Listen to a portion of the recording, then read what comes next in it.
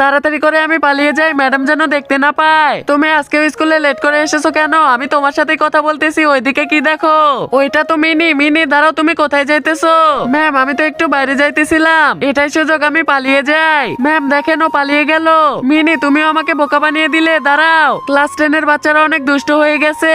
Ma'am এই নিন chocolate খান। না তুমিই খাও, তাই ওদের জন্য একজন নতুন টিচার লাগবে। স্যার আমি হব।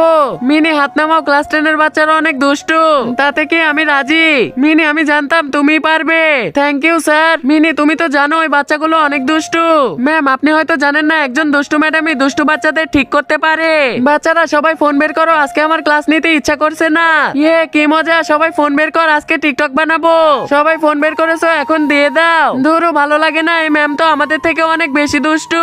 বন্ধুরা তুমি যদি তোমার মাকে ভালোবাসো তাহলে ভিডিওতে লাইক করে চ্যানেলটি সাবস্ক্রাইব করে দাও। মনে হয় আমাদের স্কুলে নতুন ম্যাডাম আসতেছে, তাহলে তো ওনাকে আমাদের স্বাগতম জানাতে হবে। আরে কোনো